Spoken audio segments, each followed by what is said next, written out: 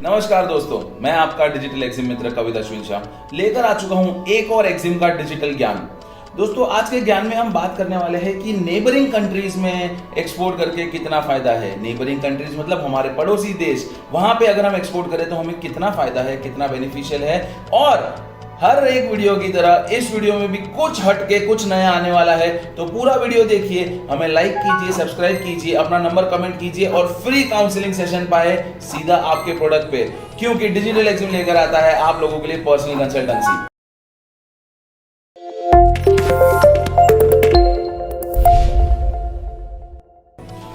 दोस्तों, भारत देश एक बहुत ही रिच कल्चर वाइज, बहुत ही rich heritage wise and most importantly बहुत ही रिच रिसोर्सेज वाइज हमारा देश है। ये हमारा प्यारा भारत देश, हमारे पास बहुत सारे पड़ोसी हैं। एक तरफ है पाकिस्तान, एक तरफ है हमारा चाइना, एक तरफ है बांग्लादेश, एक तरफ है बीच में नेपाल, नीचे हम देखें तो आ जाता है श्रीलंका, थोड़ा सा ही दूर जाए तो थाईलैंड, वियतनाम, ये सभी देश आ जाते हैं। एंड साथ ही साथ अगर थोड़ा सा ज्यादा दूर भी ना जाए तो सऊदी अरेबिया पूरा आ जाता है, एंड अफगानिस्तान और ईरान, इराक भी कह सकते हैं पर ज्यादा काम का नहीं है, बट ठीक है। इंडिया का स्ट्रैटेजिक लोकेशन, जियोग्राफिकल लोकेशन बहुत ही बढ़िया है एंड इसीलिए ये हमें बनाता है one of the most export potential nation. वो बात अलग है कि हमारे देश का एक्सपोर्ट बहुत पीछे है as compare to rest of the world. और ये तो ऐसी बात हो गई कि टैलेंट कूट कूट के भरा हुआ है, पर आलस की वजह से वो टैलेंट बाहर नहीं आ रहा है। जैसा लोगों में होता है वैसे हमारे देश के साथ हो रहा है। इसी तरह से आज मैं जो आप लोगों से बात करने वाला हूँ वो बात है कि नेबरिंग कंट्रीज यानी पड़ोसी देशों में एक्सपोर्ट करने का क्या फायदा है। अब एक सिंपल सी बात समझिए, एक्सपोर्ट बिजनेस कोई भी बिजनेस होता है, ठीक है। मान लीजिए कि आप फर्नीचर लेने गए हो, अब फर्नीचर वाला है तो नहीं कि आपके घर के आसपास ही रहेगा, कहीं प्रॉपर थोड़ा सा दूर से या मार्केट प्लेस से लेके आओगे, तो उसमें सबसे ज्यादा आप क्या सोचते हो, डाइनिंग टेबल लिया, 5,000 रुपये का डाइनिंग टेबल है, आपने बोला ठीक है, आप बार्गेन करके 4,500 में दे दो, उसने बोला ठीक है मैं दे देता हूँ, काम खत्म।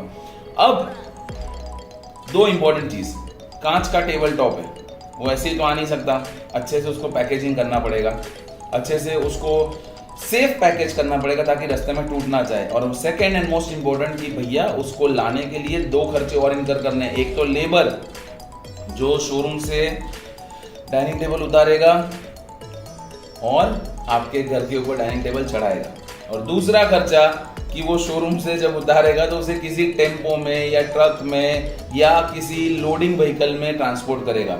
उसके बिना तो आएगा नहीं, चाहे कुछ नहीं तो लास्ट में हाथ लारी आपको लेनी पड़ेगी, या तो आप आइशर ले सकती है, कोई भी कहीं पे भी, पर उसको ट्रांसफर आप अपनी कार में लाके नहीं उसको ट्रांसपोर्ट कर सकते हो। तो ये जो दो खर्चे हैं, ये दो खर्चे आपको कम कब पड़ेंगे कि मान लीजिए शोरूम से आपका घर 2 ही किलोमीटर है, तो हाँ ये तो ना बराबर का खर्चा हो गया। पर आप मान लो कि शोरूम से आपका घर 25 किलोमीटर है, तो फिर ये खर्चा बढ़ जाएगा। उसी तरह से, उसी लॉजिक से, उसी न्याय से हम अगर दूसरे दूर के देशों में भेजते हैं तो ट्रांसपोर्टेशन कॉस्ट इंक्रीज हो जाता है, और ट्रांसपोर्टेशन कॉस्ट इंक्रीज होता है तो उसके साथ साथ दूसरे ऐसे छोटे मोटे जो वेरिएबल्स होते हैं वो भी इंक्रीज हो जाते हैं। एंड कंपेयर टू दैट अगर हम नेबरिंग कंट्रीज में करते हैं तो हमारा ट्रांसपोर्टेशन कॉस्ट कंपैरेटिवली बहुत चीपर होता है। ये पहला फायदा। दूसरा फायदा ये है, नेबरिंग कंट्रीज तक जाने का ट्रैवल कॉस्ट भी ओवरऑल कम होता है। यही चीज दूर के देशों में ट्रैवलिंग कॉस्ट ज्यादा होता है। सिंपल एग्जांपल दूं कि आपका यहाँ से चाइना की प्लेन की टिकट और आपकी यहाँ से अमेरिका की प्लेन की टिकट, इसमें जमीन आसमान का फर्क है भाव में। उसी तरह से नेबरिंग कंट्रीज में है ना, हमेशा फ्लाइट का फ्रीक्वेंसी ज्यादा होता है, या ट्रांसपोर्ट कोई भी ट्रांसपोर्ट होता है। नेबरिंग कंट्रीज में हमारे पास फायदा क्या आपको पता है, हम इवन पाकिस्तान तक बाय रोड जा सकते हैं, हम इवन बांग्लादेश तक बाय रोड जा सकते हैं, नेपाल तो बाय रोड ही जा सकते हैं, जो सबसे ज्यादा प्रेफरेबल है, फ्लाइट से भी जा सकते हैं, कोई मना ही नहीं है। इवन अब तो एक ऐसा रूट बना है कि थाईलैंड तक आप बाय रोड जा सकते हो, ठीक है, वो थोड़ा लंबा पड़ जाएगा बाय रोड में। कहने का मतलब है कि ये सभी चीजें अवेलेबल है, तो ट्रांसपोर्टेशन का यानी कि आपका कॉस्ट तो कम है, बट साथ ही साथ आपका विजिट करने का कॉस्ट कम है। अब जब ये विजिट करने का कॉस्ट कम होता है ना, तो कहीं ना कहीं ऐसा होता है कि अगर हमारा गुड्स का क्वांटिटी ऐसा है कि प्रॉफिट मार्जिन 40-50 हजार, 1 लाख रुपए, 1.5 लाख रुपए निकल रहा है, तो फिर 20-30 हजार रुपए का टिकट खर्च के हम एक बार वहां के कंट्री में विजिट मार सकते हैं। और विजिट मारकर आप बोलोगे सर पाकिस्तान थोड़ी विजिट कर सकते हैं, पाकिस्तान विजिट कर सकते हैं, क्यों नहीं कर सकते। देखो, दिमाग में से ये भ्रम निकाल दो कि भाई वो हमारे दुश्मन है, ये है वो है। जब तक गवर्नमेंट ऑफ इंडिया अलाउ करती है तब तक एक्सपोर्ट करो। जिस दिन स्टेट ऑफ वॉर होगा तो गवर्नमेंट ऑटोमेटिक मना कर देगी, उस टाइम पे मत करो। हम बिजनेस करने निकले हैं। पॉलिटिक्स में और युद्ध में और इन सब चीज़ों में हमारा कोई रोल नहीं है। हमारा रोल है नंबर 1 देशभक्ति की तरफ, पेट्रियोटिज्म की तरफ, कि भैया अगर गवर्नमेंट कह रही है कि अभी नहीं करने का तो नहीं करने का, गवर्नमेंट बोलती है कि अलाउड है तो करो। हर एक चीज़ लीगल वे में करने में कोई दिक्कत नहीं है, करनी ही चाहिए। And maximum opportunities explore. मैं आपको बता दूं कि जीरा, अजवाइन, कॉटन और मिर्च और चाय पत्ती, इसका ट्रेड मैक्सिमम किसके साथ है, कभी चेक करना तो आपको पता चलेगा। मुद्दे की बात यह है कि हम कुछ लॉजिकल करने बैठे हैं, हम कुछ प्रैक्टिकल करने बैठे हैं, एंड गवर्नमेंट के गाइडलाइंस के हिसाब से हम जो भी काम करेंगे तो फिर हमें कभी कोई प्रॉब्लम आने नहीं वाली है। तो नेबरिंग कंट्रीज में एक्सपोर्ट करने का ये एक बहुत बड़ा फायदा, कहीं ना कहीं हमें एडवांटेज मिल जाता है। अब ये तो हो गई नॉर्मल नेबरिंग कंट्रीज में एक्सपोर्ट करने की बात। अब इसको मैं नेक्स्ट लेवल पे ले जाता हूँ कि हटके बात क्या है। हटके बात ये है कि नेबरिंग कंट्रीज में आप एक्सपोर्ट करोगे तो आपका ट्रांसपोर्टेशन कॉस्ट कम होगा, आपके दूसरे तो what if I tell you कि आपके केवल ये 3-4 नेबरिंग कंट्रीज नहीं है, आपके 17, 18, 20, 40, 50 नेबरिंग कंट्रीज है। आप बोलोगे सर ऐसे कैसे possible, how is that even possible?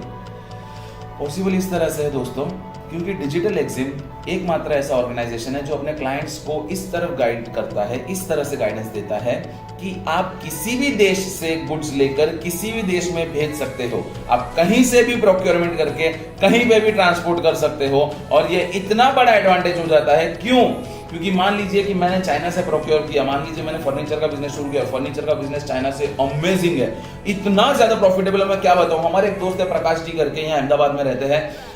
Prakash ji basically पिछले 15 साल से, मतलब मैंने मेरा करियर शुरू किया उसके भी 1-1.5 साल पहले से वो फर्नीचर का बिजनेस कर रहे हैं। पहले वो क्या करते थे, प्रकाश जी पहले चाइना जाते थे, चाइना से पूरे 6-7 कंटेनर भर के फर्नीचर यहाँ लेकर आते थे और इंडिया में सेल आउट करते थे फर्नीचर, तो भी उनका प्रॉफिट मार्जिन मोर देन 150% उस जमाने में वो करता था।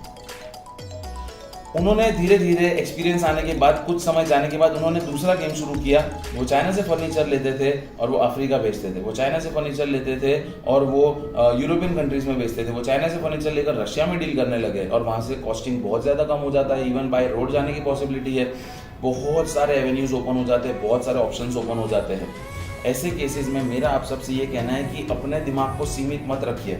देखो यार, एक जिंदगी मिली है, अब साला जाना तो सबको ही है ऊपर, पर अगर जाएंगे तो धूम मचा के। तो धूम मचाने का मतलब है कि थोड़े थोड़े कैलकुलेटेड लॉजिकल रिस्क लेंगे, फालतू के बेफाम रिस्क नहीं लेंगे, बट कैलकुलेटेड एंड थोड़े थोड़े रिस्क तो हम ले ही सकते हैं, क्योंकि रिस्क है तो इश्क है, रिस्क है तो इश्क है, ऐसा सुना है ना डायलॉग कहीं पे।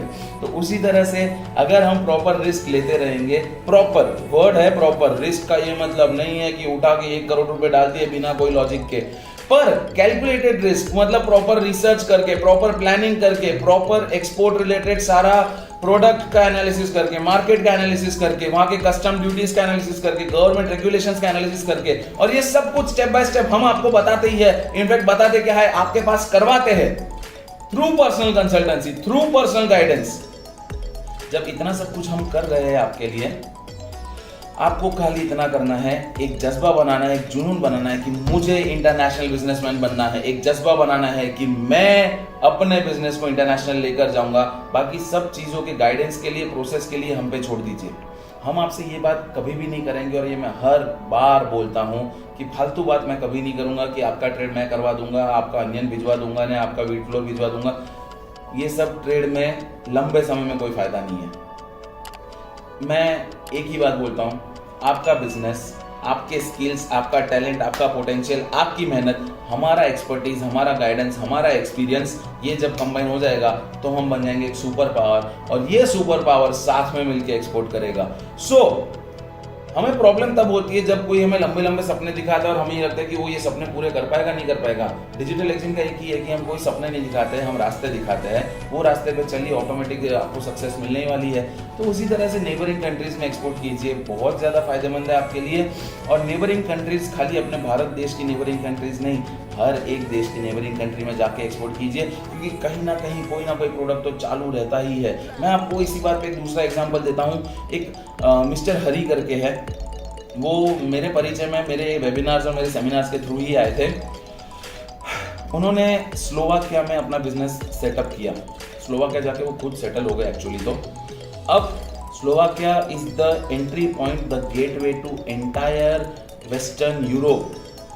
वेस्टर्न यूरोप का पूरा एंट्री पॉइंट स्लोवाकिया है, क्योंकि उसके सबसे नज़दीक पोर्ट पड़ता है। यहाँ से जाकर उन्होंने अपना पहले ऐसा बिजनेस सेटअप किया कि वो इंडिया से इंपोर्ट करते थे, फिर धीरे धीरे चाइना से शुरू किया, फिर धीरे धीरे दूसरे देशों से भी शुरू किया। आज स्लोवाकिया और उसके आसपास की 12 कंट्रीज में he is one of the most respected importer, वहाँ के लिए इंपोर्टर। तो इसी तरह से आपको अपना साम्राज्य सेटअप करना है। अब हरी जी ऐसा तो है नहीं कि भैया 17-18 कंट्री में रहते थे एक ही कंट्री में है, पर हर जगह अपना ट्रेड उन्होंने एस्टेब्लिश कर रखा है। एंड उनकी भी स्टोरी मेरी स्टोरी जैसी है। इनिशियली पैसे नहीं थे, स्लोवाकिया गए थे लोन लेकर, वो भी रिलेटिव से मांगकर, पैसा लौटा दिया, वो सब तो छोड़ दो स्टोरी। आज आलीशान बंगला है और एक दूसरा रिसोर्ट उन्होंने खड़ा किया है हमारे पार्टनर के साथ, और वो रिसोर्ट में वो लोग साथ में काम करते हैं एंड पूरे वर्ल्ड में से इंपोर्ट करके पूरे वर्ल्ड में एक्सपोर्ट करते हैं। सो दोस्तों, ये जर्नी बहुत आसान है, एक्सपोर्ट करना बहुत आसान है, बस शुरू करने की देर है। शुरू करोगे तो शुरू होगा। मैं हमेशा एक बात बोलता हूँ, तो फटाफट शुरू करो और कहीं पे भी अटको तो अपना नाम और नंबर कमेंट में डालो, हमारी टीम आपका कांटेक्ट करेगी।